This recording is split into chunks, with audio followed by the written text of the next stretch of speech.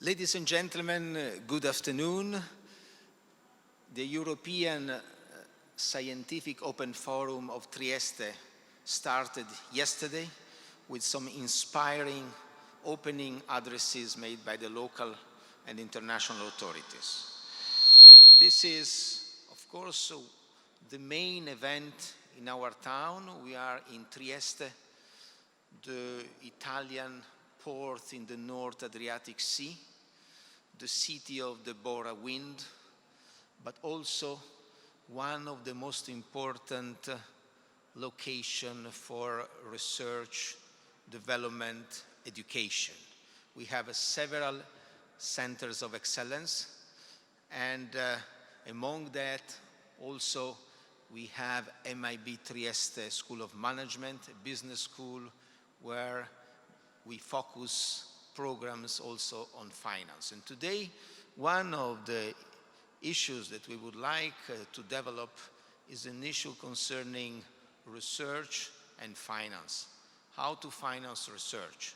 And to discuss about this topic, we have one of the most prominent scientists, Dame Ottoline Lyser from UK, who is leading the UK Center and Research and Innovation Center. We are very happy to have the chance to interact with Professor Lyser and to listen, which is the evaluation that Professor Lyser is transferring to the audience. Professor Lyser, good afternoon. We see you on the screen, which is the evaluation that Professor Lyser is transferring to this, through the screen to our audience in a moment which is really a critical moment for the whole world.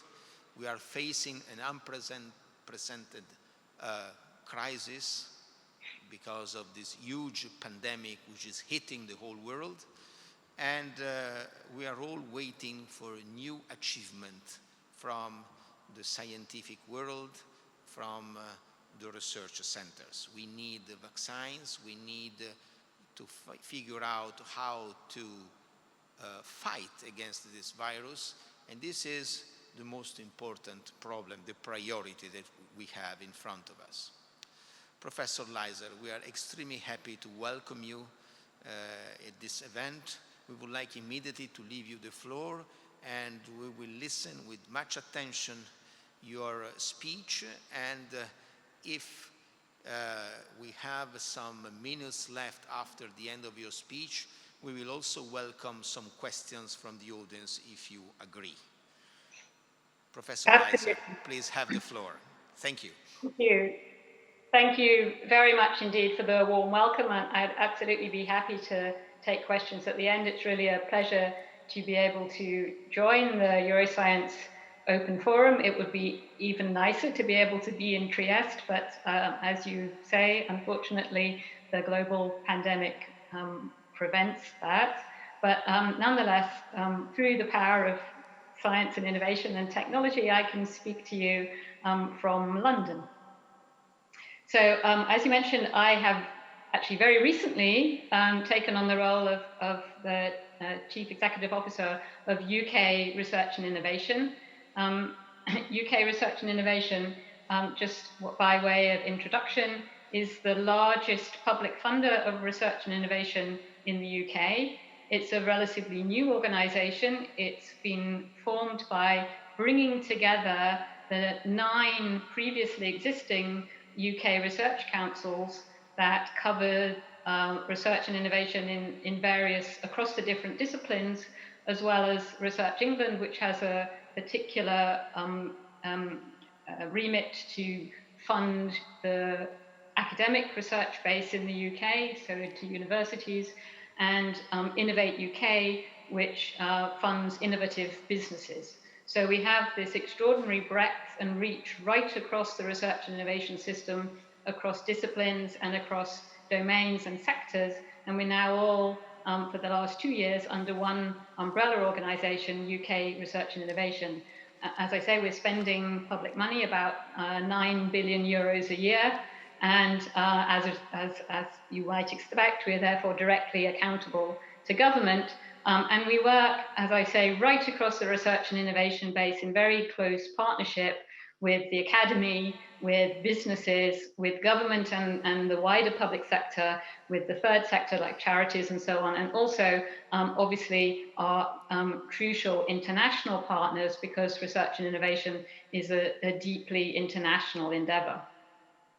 So I have the privilege of leading this organization at a moment of extraordinary instability in some ways, but also with that comes extraordinary opportunity, I think, for the research and innovation system to play its part in helping us to build back better after this terrible pandemic, and to establish in the UK, but I think more generally, lots of global economies are thinking about this, a truly inclusive knowledge economy where the power of research and innovation is captured for public good in a way that includes the public. So I think it's crucial that the research and innovation system should be both by the people and for the people, to paraphrase the very historic speech from the past.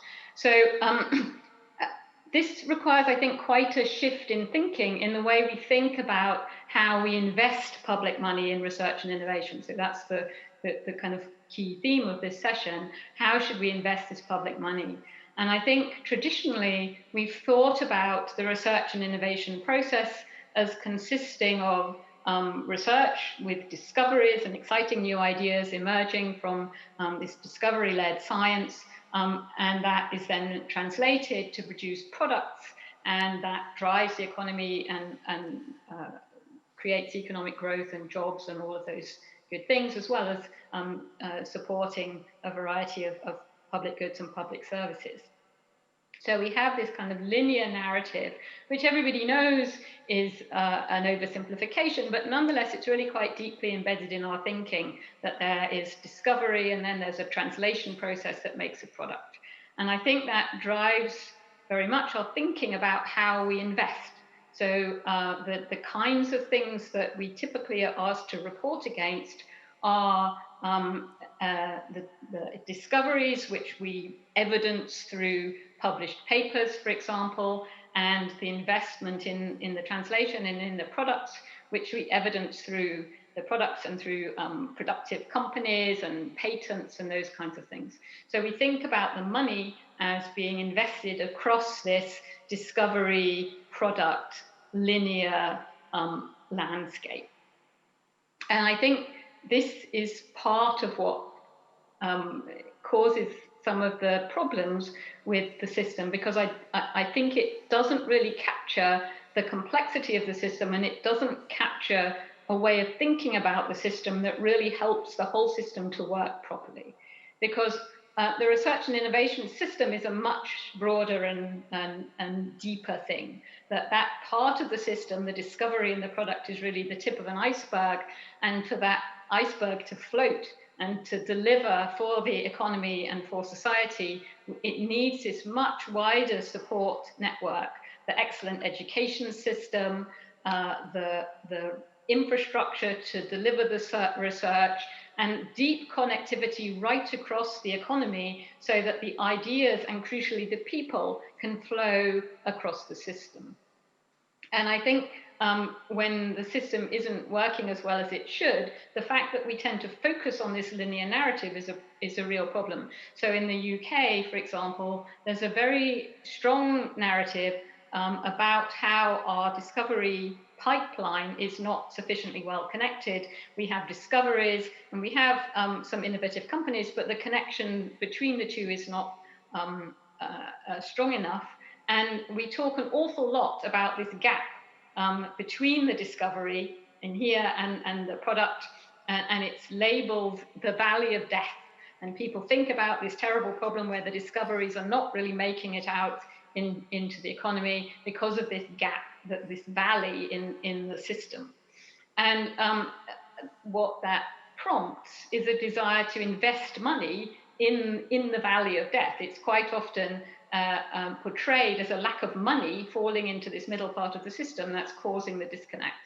And I think that that's an inadequate framing. It's not that that isn't at all part of the problem, but I think it's a very inadequate framing of the disconnect. And until we think about this much deeper, broader system that's allowing the join up between the discoveries and the innovations and the economy, we will not be able to create this more vibrant and inclusive knowledge economy that we really need to support a 21st century society, and particularly in the context of the pandemic and building back better. Another way to think about this, and I think a crucial element in this, is to think much harder about people. So as I say, so far, we tend to think about the discoveries and the products, and we don't think about the people who do the discovery and develop the products, and we don't think about the crucial role of the people in connecting up the system for ideas to move through the system, to take the discovery to the innovation landscape, to deliver the product, and also to diffuse new technologies through the economy. A key element of that is that people should move. Until we focus on the importance of people and their movement, I think we will never create this truly joined up system that is able to realize the vision of a research and innovation driven economy that benefits everyone and in which everyone can participate. So at the moment, I think we think about research and innovation very much in terms of individual brilliant scientists. They beaver away in their lab doing individually brilliant things. We have a very kind of Einstein concept about what a researcher looks like, how they work. And that concept is seriously problematic from the point of view of generating this much more inclusive, joined up system. It doesn't look welcoming to a very large number of people. It doesn't look like something to which they want to aspire. They don't feel that they can be part of the system. And if you're one of those people who is supposed to be the Einstein figure, it creates a huge amount of pressure on you to be brilliant and all by yourself. And indeed, an awful lot of our assessment system for researchers and innovators is based on individuals and their individual performance and how they need to be brilliant and deliver against a set of very demanding criteria all by themselves. You have to be able to attribute the great discovery to the individual, and it has to be published in a particular journal. And it's a very unconducive environment to true creativity and innovation, because it's so focused on the individual and the performance of the individual, when we all know that really high quality creative environments come from bringing together a whole variety of different people with different experiences and different understandings, and capturing the interactions between those differences to create novelty and innovation. And so we have to think much more broadly about who is contributing to the research and innovation system. It's not just the lone scientist, and it's not even the people one might immediately think about of working with that lone scientist, the technician or the postdoc or the PhD student. For that system to work, you need a much wider range of people. Until 2 months ago, I was director of a research institute in Cambridge, which was a really wonderful place to work. And I can assure you that a large part of the atmosphere, the working environment that we created in that system was driven by the wonderful support staff we had. We had a fantastic receptionist and an absolutely brilliant security guard, and just how you felt as you walked in the door was transformed by the contribution of those people. And it sounds trivial to think about research and innovation as depending on those people, but it is true, because it's creating that very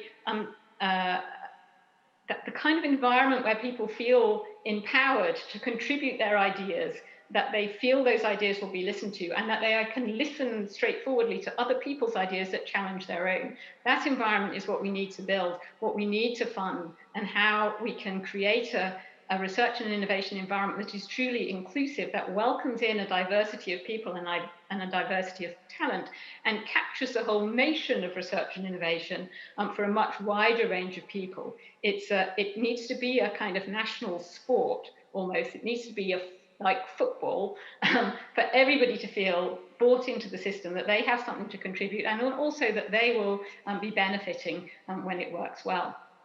So we have to think much more broadly about who's in that system, a whole range of people working in the research and innovation system, in the research base, in the academy, in research institutes, in businesses, and a whole range of different skills that we need to bring to bear. All of these people are crucial to driving the system. All of these people, we need to acknowledge their vital role and their importance in allowing the researchers, who are our main focus at the moment, to do the things that researchers do, and they will not be able to do unless they have all this support around them. And the researchers themselves also, different types of researcher can contribute different things, and it's really important that we're able to capture and value that, and to capture and value the synergies between those differences in how they deliver excellent and innovative discoveries. And to achieve that kind of inclusiveness, we have to think also about how our core research and innovation system connects out into the wider society in general. So you can think about it in the context of the education system. People flow through from the schools and technical training organizations into the research base.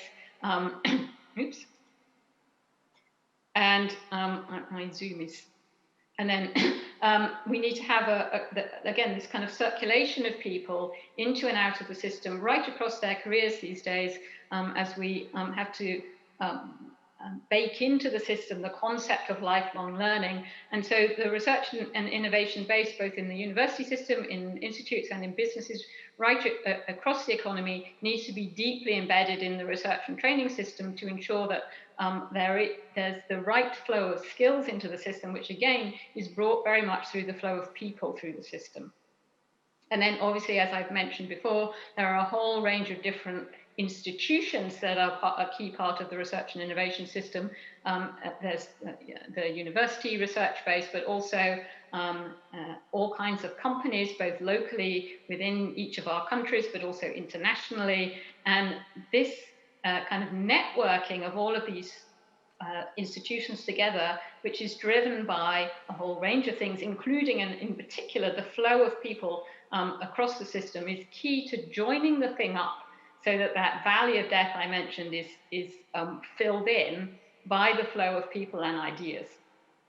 And so key to make the entire system work is this collaborative ethos that we have to build right across our society, such that research and innovation, as I say, is seen as an activity to which everybody can contribute in some way and from which everybody can benefit in some way. It is not the exclusive domain of some Einstein boffins.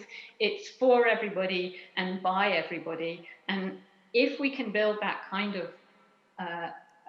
representation of the system, if that's how we can embed the system right across our societies, then that's when we can really capture the benefits of research and innovation to drive our economies forward, because everybody will be with us.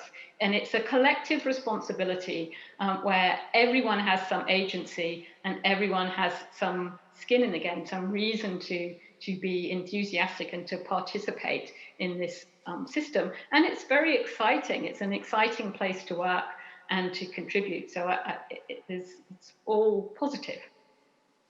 The interesting question then is how, as a research funder, we shift our thinking away from just how we invest in the discoveries and the products to catalyze this much broader and more connected research and innovation system.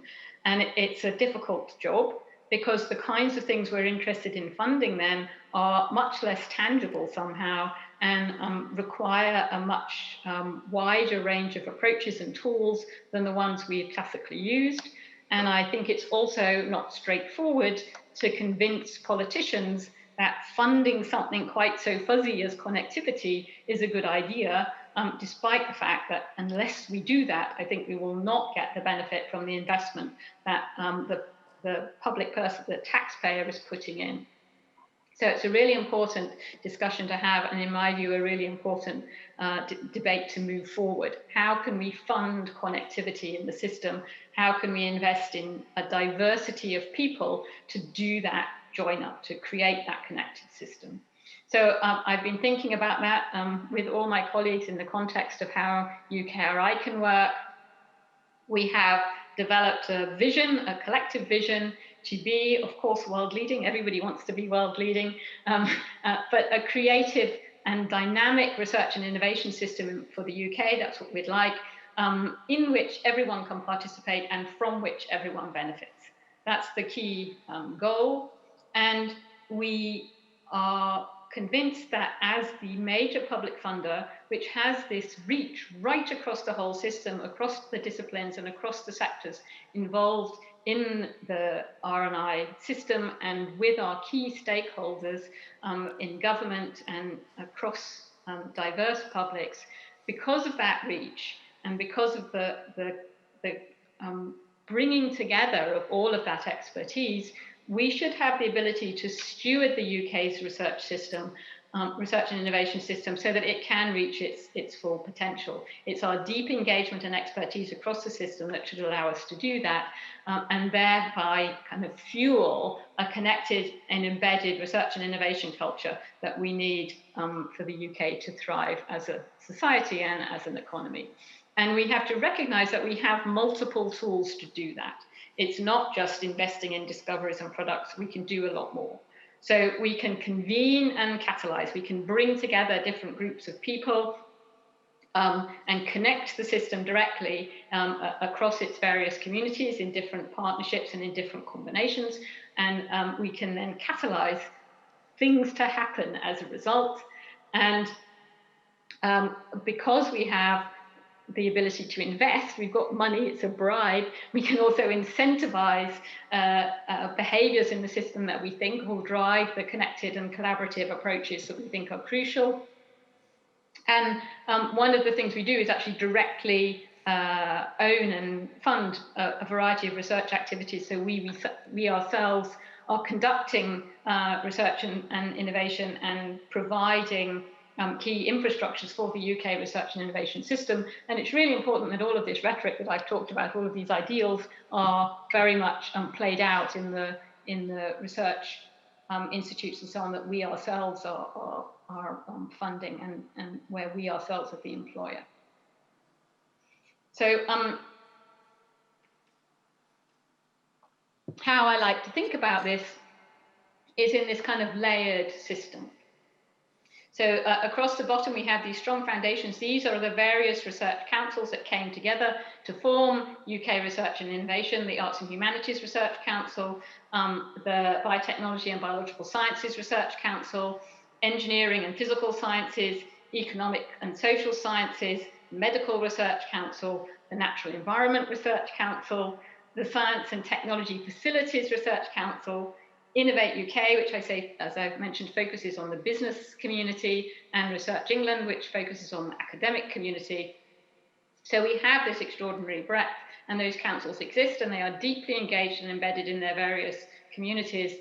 And then we need to find ways to harness that extraordinary breadth and depth of expertise to incentivize collaboration, either collaboration that kind of bubbles up from the research and innovation activity across the research base, so bilateral and multilateral interdisciplinary collaborations, but also inter-domain collaborations between academia and business, between academia and government, and to address some of these more complex research challenges that can't be addressed by within individual disciplines alone or within individual domains.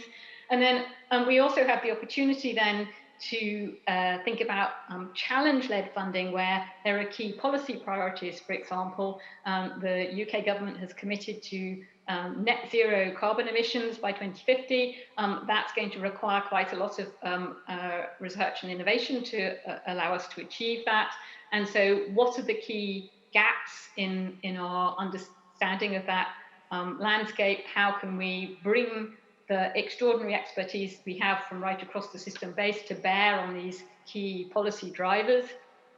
And then beyond that, we have the opportunity to think much more in a much more integrated way about these connectivity issues that I've talked about. So about people, about how they move, about how they train across their whole careers, and about how we can incentivize that kind of churn that drives people and ideas through the system, carrying with them their skills and building up networks right across the system that connect up the discovery and the innovation and the business landscape with our wider stakeholders in society, allowing co-creation of solutions to problems, and allowing the rapid diffusion of new ideas and new technologies right across the economy. And of course, another important integrative and connective activity are the provision of key national infrastructures and, crucially, international engagement. The whole research and innovation system is a global system. And so we have to be absolutely sure, and in the UK this is particularly challenging at the moment, that we maintain our deep international connections, and that we can share the extraordinary dynamism of our research and innovation system and benefit from the contribution of international colleagues to the knowledge and innovation that is driving the global recovery from the pandemic. And just to touch a little bit on the pandemic, I think it's been an extraordinary kind of vindication of the rather bold move that the government made to bring together the research councils in the way that they have, because it has allowed us to respond to the pandemic in a very different way than we would have been able to had we been 9 separate organizations. We have been able to mobilize very rapidly all kinds of collaborative programs to tackle very specific questions driven by bottlenecks in our knowledge about the virus and about how it spreads and about how people would respond to the various policy interventions that have been put in place to try to tackle the spread. And so we have been running a rapid response call throughout the pandemic to address those questions with a fast and streamlined application process, working with other key funders, for example, the health research, the government health research agency. And that has allowed us, I think, to move quite quickly in the context of vaccine development. We have very promising vaccine candidates in trials at the moment, and also in the testing of drugs. One of the main benefits from that is the demonstration that dexamethasone is a really powerful way to dampen these hyperactive immune responses that are really a big problem in some of the hospitalized patients.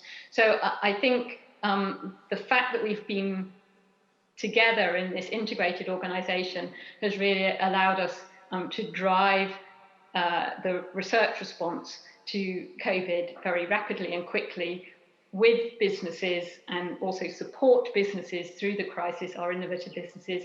And this is not just about medical research. This is a much broader interdisciplinary effort. For example, we have ongoing work on trying to understand why it is that the pandemic is impacting our ethnic minority communities so much more strongly than the white majority. So COVID has been an awful thing for the world, but it has, I think, given us confidence, really, that our organization is in a position to deliver the kind of synergies from bringing together the councils that we hoped from the beginning.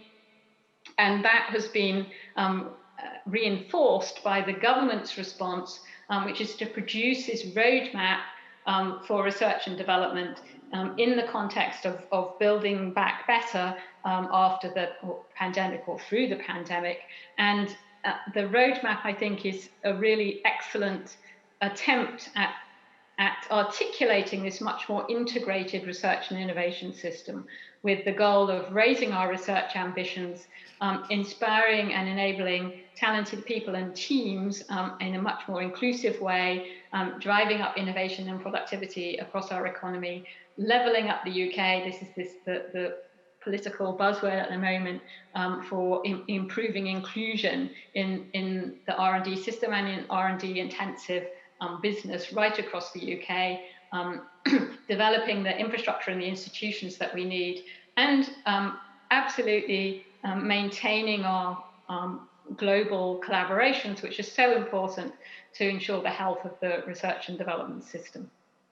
So the goal is to engage a much wider range of voices and perspectives in research and development, both to shape our endeavour and to inspire a new generation of researchers and innovators. It's a really to arrive in this organisation with the motives that I have, and immediately to be handed this extraordinary ambition from the government has been really a wonderful convergence of opportunities. And the goal then is to use this to build this truly integrated and connected research and innovation system. And in this forum, I absolutely want to stress that this will only work if we have a truly international outlook, and we're determined, whatever the outcome of the next few months of negotiation, to maintain our really close links with our European partners, which are so crucial to research and innovation globally and to tackling some of these really global problems that we're all facing. And so we would like to continue to collaborate as deeply and as broadly as possible within the European Union, but obviously much more widely. We have in recent years built up quite extensive global collaborations using overseas development assistance funding to generate very close collaborative partnerships in places like Africa aimed at the Sustainable Development Goals. So through these various mechanisms, we really hope to maintain as deeply and as broadly as possible the international connectivity of our research and innovation system, which is clearly a crucial element in achieving the join up that I've mentioned as I've gone through. And so I'd like to stop there, and I think that leaves plenty of time for your questions, which I'm very interested to hear. Thank you very much. Thank you very much, Professor Leiser, for your inspiring presentation. You put a lot of elements inside of the discussion.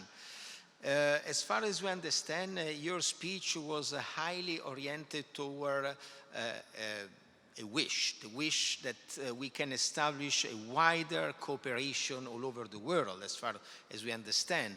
You look forward a global integration of research. Your explanation concerning connectivity, in my opinion, is the basis of that. But the first question that we would like to ask you is this one. Global integration, of course, needs also political will, because the finance of research passes through the political power. We cannot avoid this.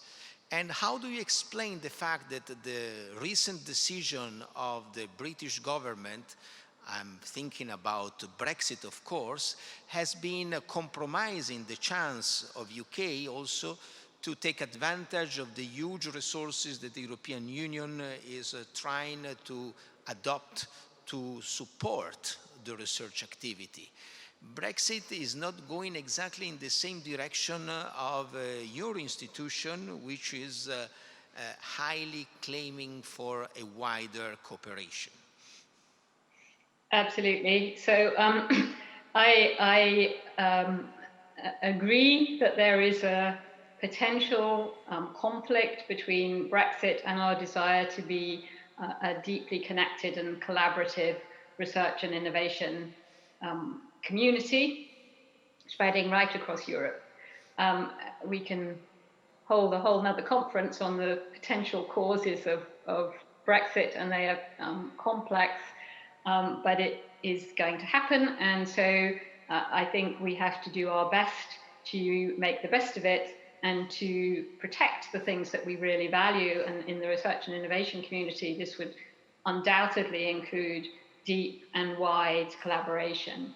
And it is the case that it is the stated goal of the British government to maintain as close an association as is possible with the European research programs, with Horizon Europe going forward. And this is obviously currently a matter of negotiation between the British government and the European Union.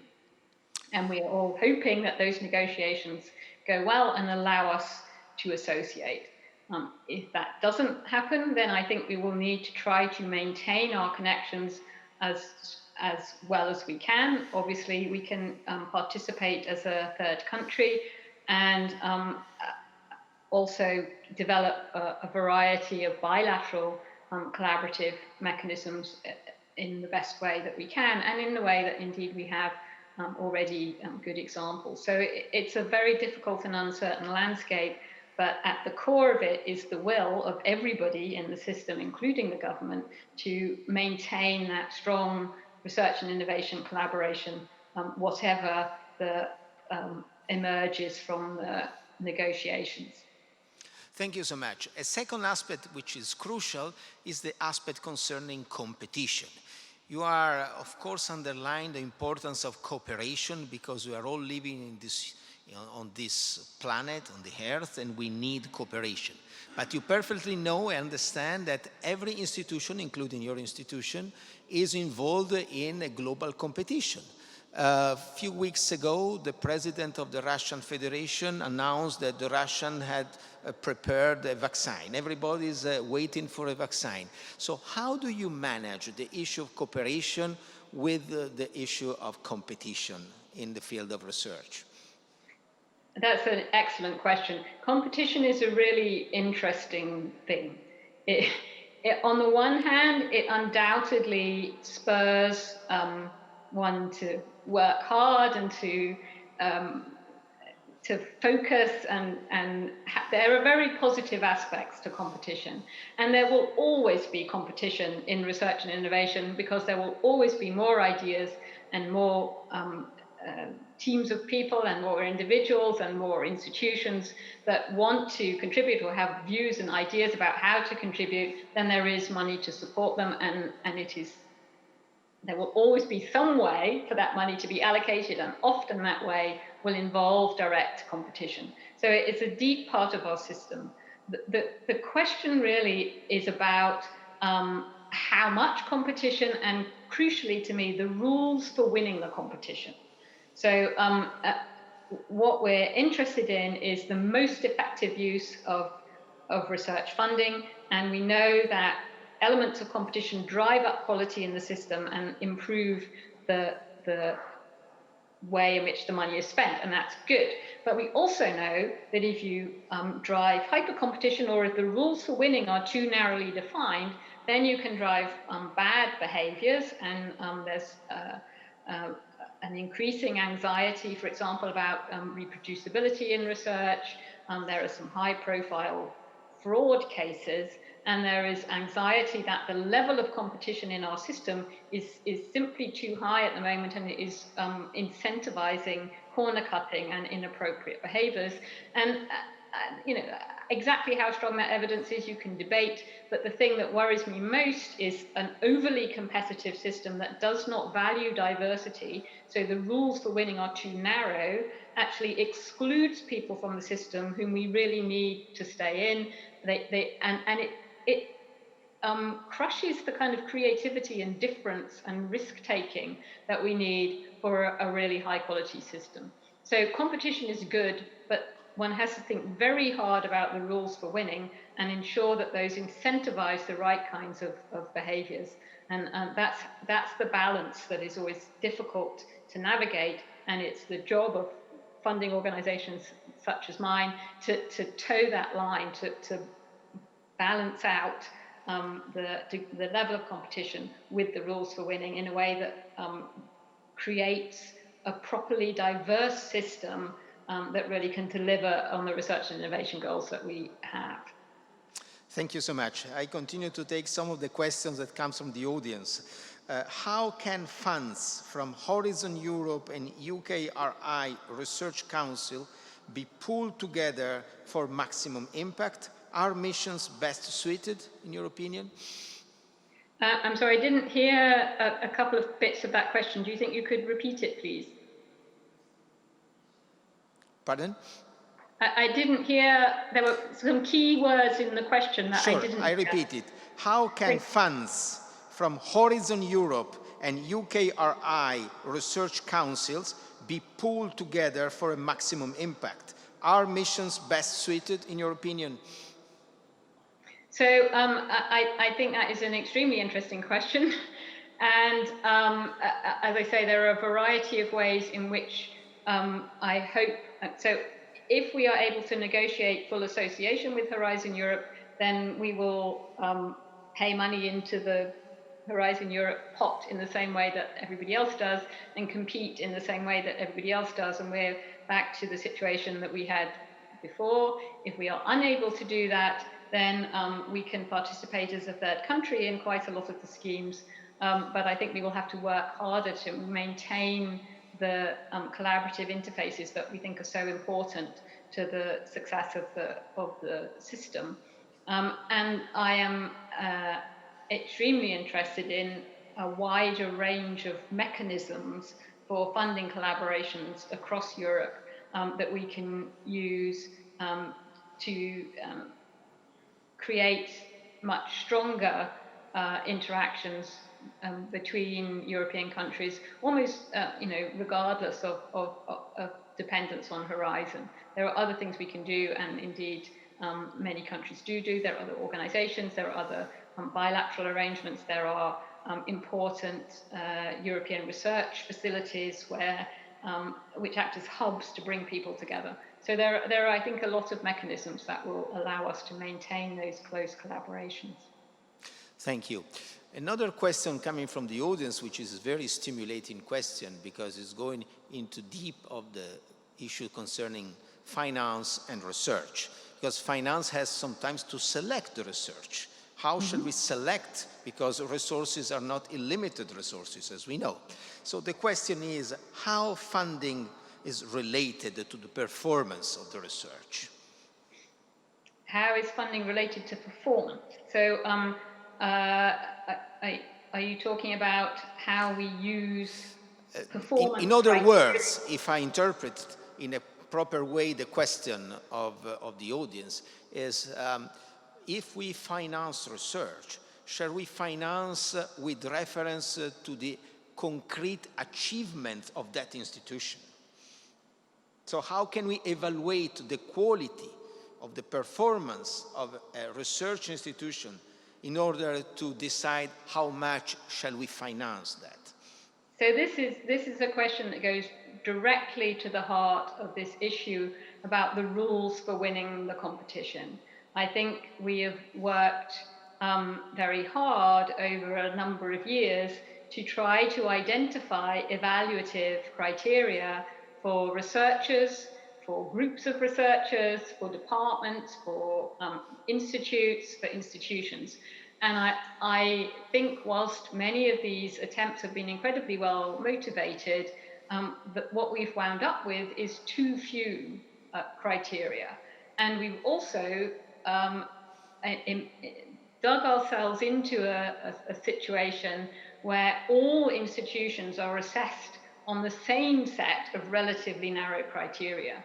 And I think for good value for money for the taxpayer, we need a system that supports diversity. We need some institutions that are focusing on particular areas, for example, some institutions that are much broader and are supporting a wider range of disciplinary activity and therefore interdisciplinary activity, business-focused institutions, much more basic institutions. We need a system that allows many different models to coexist. And those are, at some level, indirect competition for one another because they're all drawing their money from the same pool of funding. So we have to have ways to compare things that are quite different from one another. And that sounds difficult and alarming, but there are I think we can work our way through that. There's a lot of work on how one makes high quality decisions of that type using a combination, absolutely, of quantitative criteria that we've now become quite used to, but also a much wider range of qualitative criteria that we can assess through high quality, well-trained, diverse assessment panels and deliver decisions that allow us to make sensible allocations between very different things rather than requiring always the competition to be between things trying to deliver on the same narrow set of criteria. And it's a difficult question, but it's one we have got to have the courage to move forward on and solve. Thank you so much. Unfortunately, the time is over and we have a few seconds before to conclude. Before I thank you so much for your speech and for the answers that you gave to the audience, I would like to say that going to your last sentence, of course, we need referees sometimes. Referees, sometimes we have local referees, sometimes we have national referees, but maybe we need international referees in order to select how to finance, whom to finance, and to go in the proper direction. Because as you know, there could be also bad research activity. We go into the very crucial issue of ethics in financing, who is going to be financed and so on. Professor Leiser, from Trieste, which has been living in the history for several ages. It was a part of the Roman Empire before becoming a free municipality during the Byzantine period, and then becoming the port of Vienna for more than 5 centuries during the Austrian Empire, in order to become later on again one of the most important ports of Italy. From this city, which is highly focused on research, on scientific activity, on meeting, because a port, as you know, is a way where people meet. We see that in the beautiful paintings of Cesare Dell'Acca, and we, of course, consider that today, in a moment in which such an important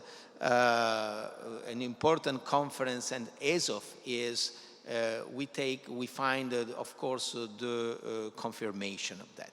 So may the message coming from Trieste be sensitive for the scientific community, and may Trieste contribute for the development of the next months and years in order to prepare a better world for us and for our children. Thank you very much, Professor Leiser. It was really a pleasure to hear your speech. Thank you, ladies and gentlemen. Thank you very much.